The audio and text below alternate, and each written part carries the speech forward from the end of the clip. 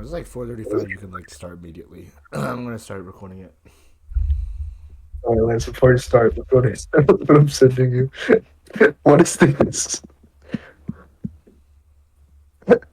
Bro, Nope. What is you? All right, you can start now. Okay, guys. Welcome to Game Dev Club week. I think it's week 6. So today we're going to be quickly going over how to modify data of an entity and going into a simple raycast. So entity of data, you by using data merge, and data is sort of like the values of or details that you can differentiate like entities from other entities. So in order to modify them, we can just like head to MC Stacker, go to data merge entity, which allows you to basically add data to an entity, hence the name data merge entity. So last time, since we made a right click caret that can spawn a bunch of pigs, let's modify the data of pigs. This will come in handy for our project. So first we have to specify that we want the entity to be pig, and then we sort and we add a limit. So sorting allows you to specify which pig you want to have the data modified of. So here you have nearest, furthest, random, arbitrary. So I'm not sure what arbitrary is, but these three are sort of self-explanatory. I'll pick random, and then when I select, you have to specify a limit, because otherwise it'll just do it to every pig in the world, and the game sort of doesn't want you to do that. So if we do that, we can modify anything we want about it, like whether it has gravity, its motion, whether it's on fire, or its health. Here I'll modify the motion because that is immediately, like, you can see it in real time. So if we run the command, you can see pigs can finally fly. Okay, now for the raycast. Wait, you guys can't see my stream, right? yeah, we can see it. Okay. So raycast, how it works is we're basically going to spawn an entity at us in the direction that we're looking, and then it will check to see whether there's an entity that's touching it that's not the player, and if it's not, it's going to move forward one block, and then check whether there's an entity on it, and then if there's not, move forward one, and then keep doing it. Get out of the way. Keep doing it until it detects an entity, in which it will run a command. So to get started, you want to have your VS Code out, and there are going to be 4 parts to this. So since also we're starting a new project, so we can create a new file in lesson 1 called Ray, because this allows us to organize stuff, keep it like contained. There's going to be 4 parts to it. There's going to be a cast.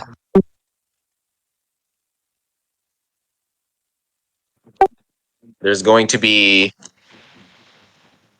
a process where you apply like how the ray is going to function. Like you give it how many steps you want. You add tags to it, and you make it run the rest of the function.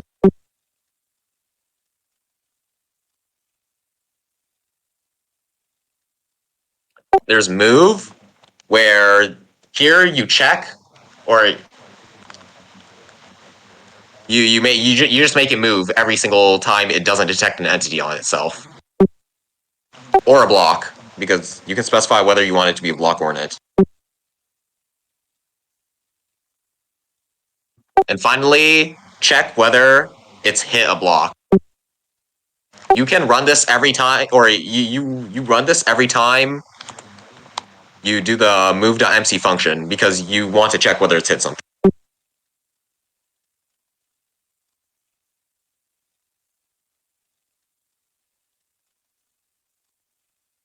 So first off, head to cast, and then, like I said, we want to summon an entity at the player. So there are a few entities that work for this, but one that already doesn't have any gravity and it's invisible and it can be kept to a point is an area effect cloud. This is something that like spawns in when you throw something like a potion, and it's naturally like you can't interact with anyway. And if you don't give it a particle effect or a potion effect, it really doesn't do anything. It's just there. So we summon an area effect cloud.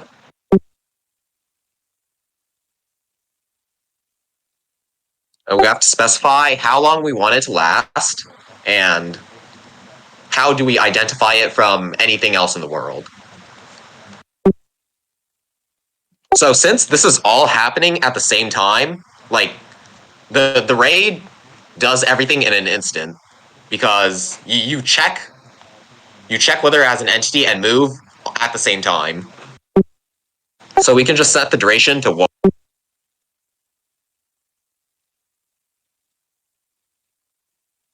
And to identify it, we can give it an NBT tag, which is basically just a name tag to, or not a name tag, it's just a tag that helps you identify it from other entities in the world.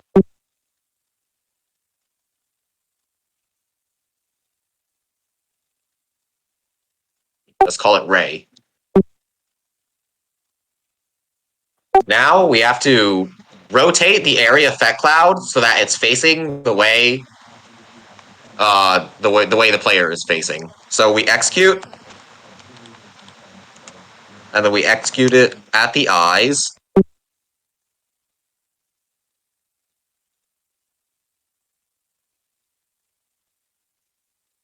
Rotate it at it as the player. Also, we're going to be running this cast.mc function at the player as the player. So we don't need to specify who @s is, because the game already knows. Here, we teleport the entity with the tag Ray at itself, and then we rotate it so that it's facing the way the player is facing.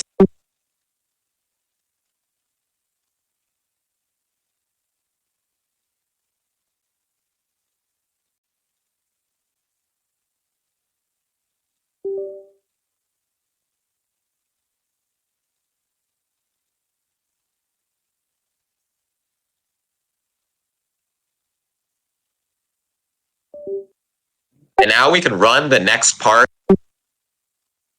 of the raycast, which is process. So here we just execute it as the ray.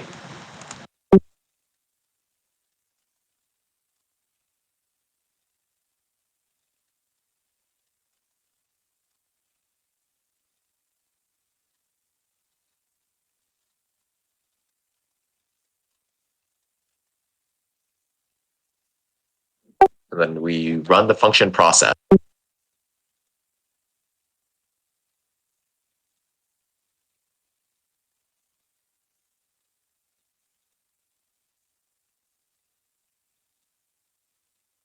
Okay, heading into process, the way we specify how many steps we want the ray to take is by using the scoreboard. Every time it takes a step, we can reduce the score by 1. Every time it moves forward a block. So before I forget, let's just add that scoreboard into load.mc function real quick, or else I'm going to forget later on.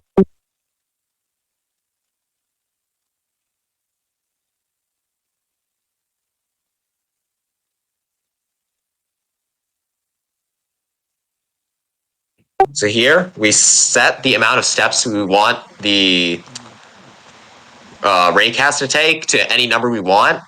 I will do 10 blocks.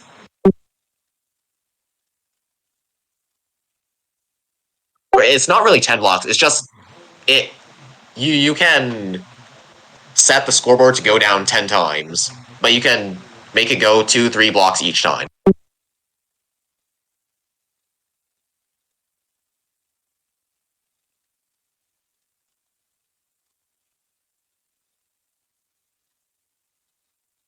Now, we run the move function because this process is the one that's going to be run over and over again and like check whether it's hit an entity or not. If it has, we run hit. If it hasn't, we run move.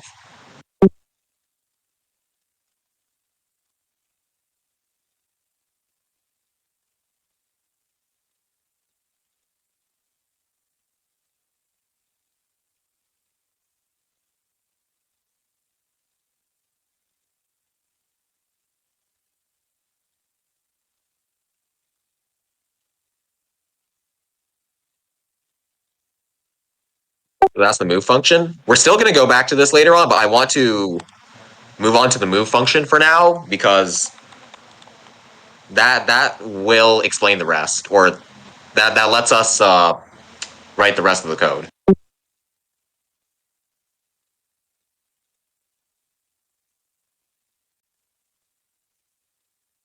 So here you see we can run the move function. So every time we run it, we want to move forward any number of blocks. So how we do that is we TP, we teleport the particle forward any number of blocks that you want. Make sure you use carets over here. Tildes won't work because we want these to be relative to the player position or the entity cloud position.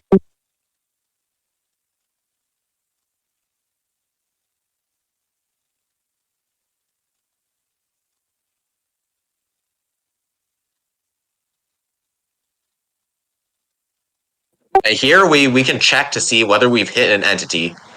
Hit is where we actually like execute the command that we want to do. I don't know if I mentioned that earlier. If I said we did it in, or if I said we checked it in hit, my bad. Small mistake on my part. How we do that is we check if or how we detect a hit is we check if a certain entity is within a certain distance of us. If it is, then we tag ourselves and add a hit. So how we do that, we execute if an entity at E, and here we can specify which type we want it. First, I'll do distance because this one is more important. So here I put it, if a entity is within 1.5 blocks of the area effect cloud, it will run the command that I want it to, which is add a tag to itself.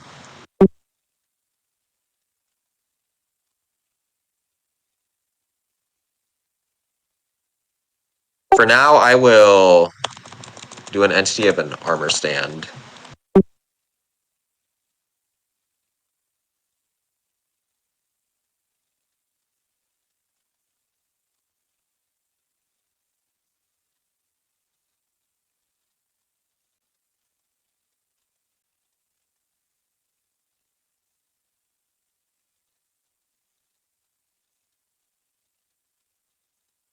Next, since we took a step, we can subtract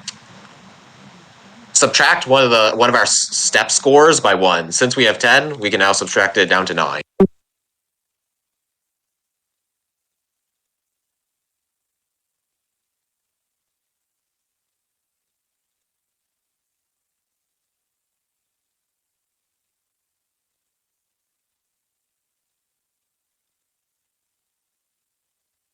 And then now we run process again. If we don't have this entity or this tag right here, this hit entity tag,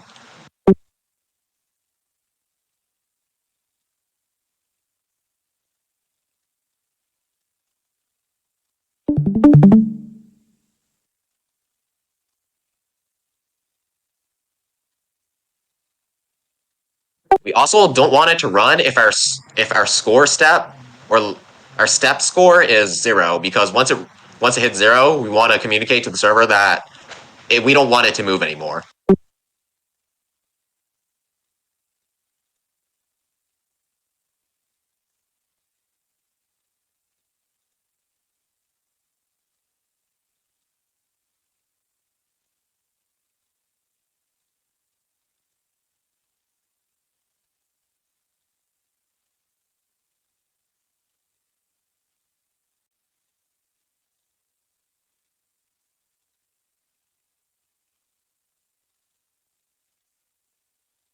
Now if we head back in process, we can actually run the command. Since we added a hit entity tag over here, we can just check in process whether we have that tag. If we do have that tag, then we can run the command that we want to use.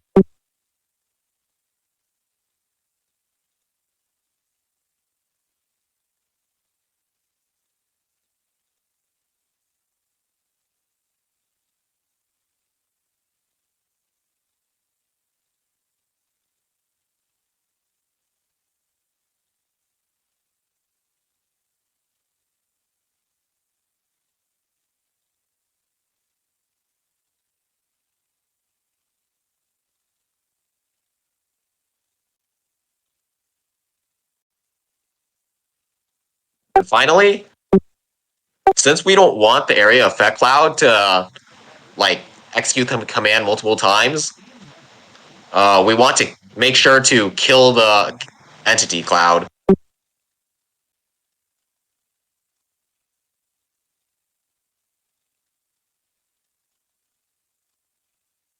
So now this should be working. Let's tie it over to our right-click detection that we did last meeting and see if it works.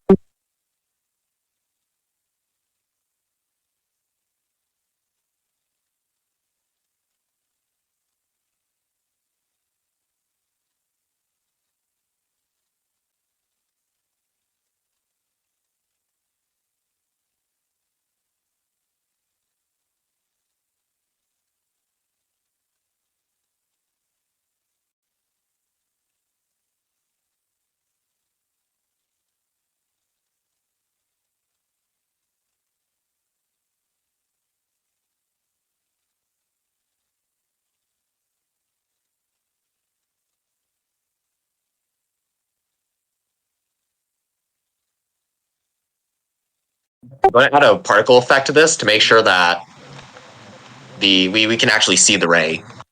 So basically, we spawn a particle every step of the way so that it follows the area effect cloud.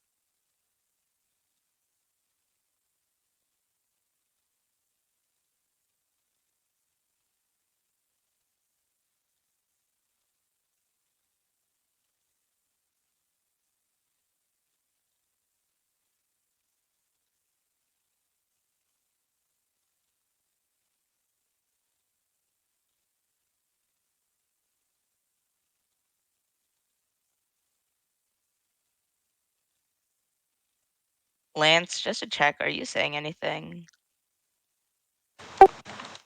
I forgot to push talk on. Okay, well, what was the last thing I said? Well, what was the last thing I said, guys? Um, it was just Uh, after you made the particle effect command. yeah. Okay.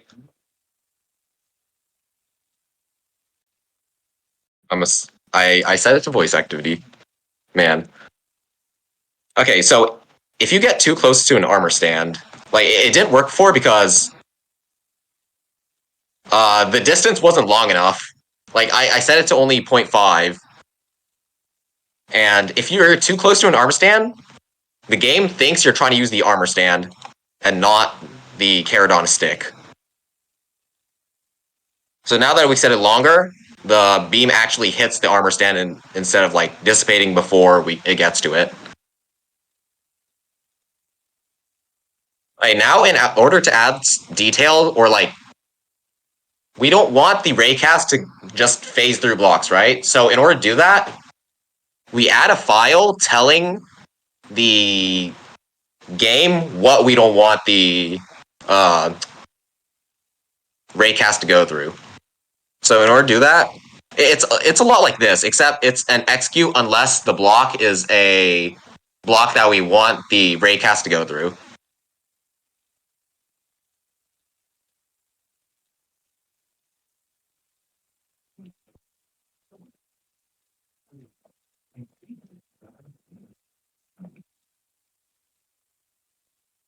And since there are a lot of blocks that are like semi-permeable, like grass and air, yes, air is a block, we can actually use a .json file to like condense all the blocks we want it to go through instead of having to write each and every one over here.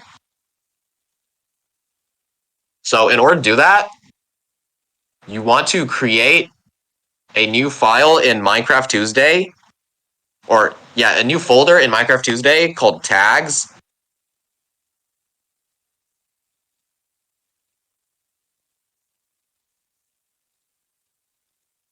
And then create another one in that called blocks. Now, I sent a file in the Minecraft Tuesday chat that sort of like has a list of a lot of permeable blocks here, so that we don't have to like type these out, because that would be an extremely large pain. First, we need to make a .json file that we can put all these blocks into.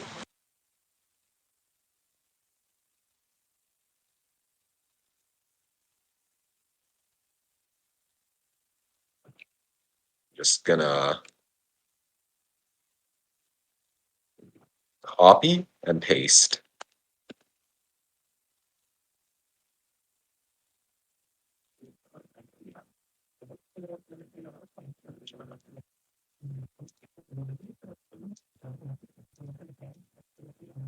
And now we can just specify that we want all the blocks in this file by going hashtag Minecraft Tuesday and then ray permeable.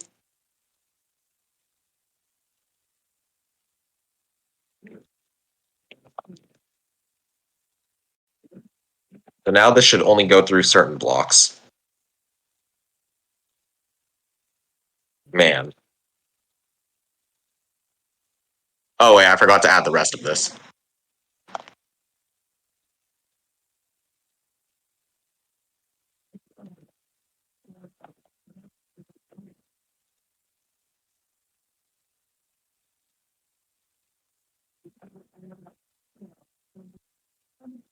Now it doesn't go through. If we want to not make it run the command, we can always create a separate tag called hit block and have it run or not run the command or run a different command when it hits a block. Make sure we also want to specify that we do not want this to run move if it hits a block.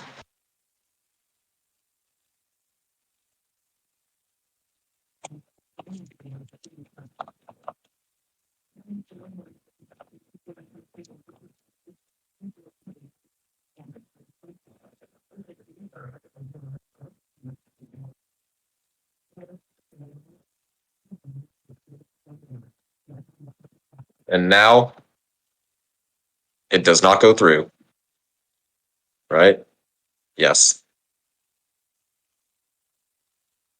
Just to make sure, it still works when it hits an armor stand. And that is basically how a raycast works.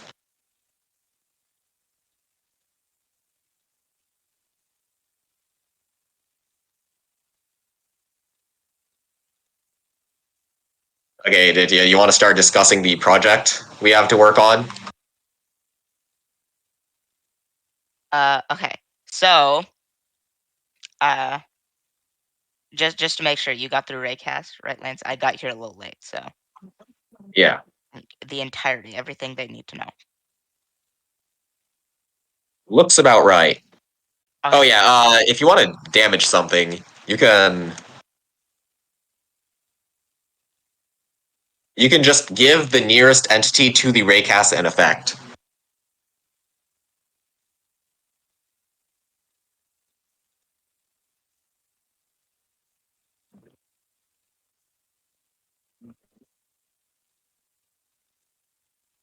I forgot to specify that I want it to also be pigs.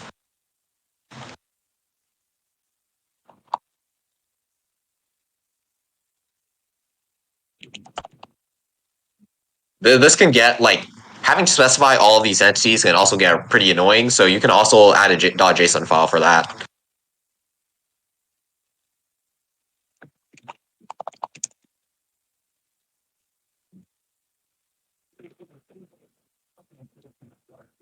I do something wrong.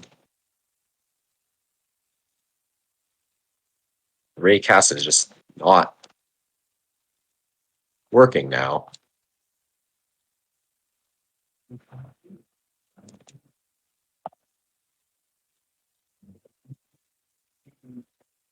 Okay, I cool. think to define multiple types, you just put a comma after the armor stand bit. No, don't add the type. Just pig.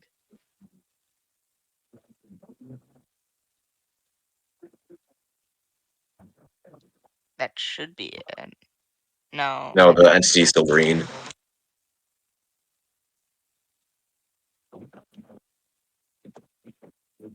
and try removing armor stand and setting it to pig.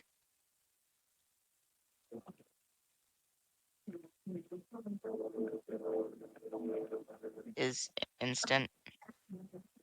Did you run the wrong effect? I forgot to specify which one I want to give it to.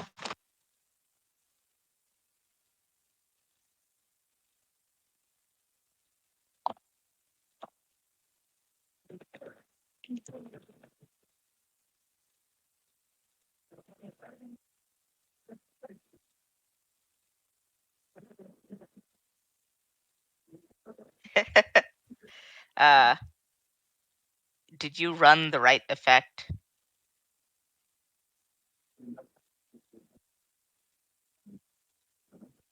That does seem to be instant damage. Pigs are just invulnerable, I guess.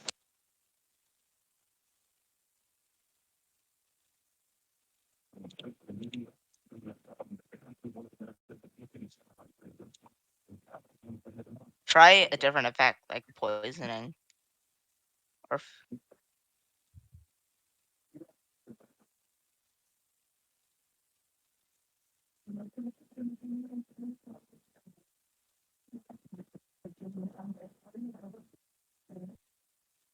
Okay, then Minecraft is just really finicky when it comes to instant damage, I guess.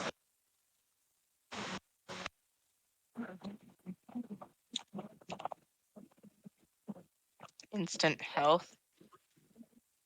Did I give it instant health? No, you give it instant damage. I don't know. Hey, that's funny. That's how you damage stuff. Cool. Is that all now? Yeah. Okay, so within the coming days, we will be releasing a template for a chicken shooter within the Minecraft Tuesday chat. Your goal should be to use the template we give you, interpret the code within that data pack, and make your own FPS based off of that.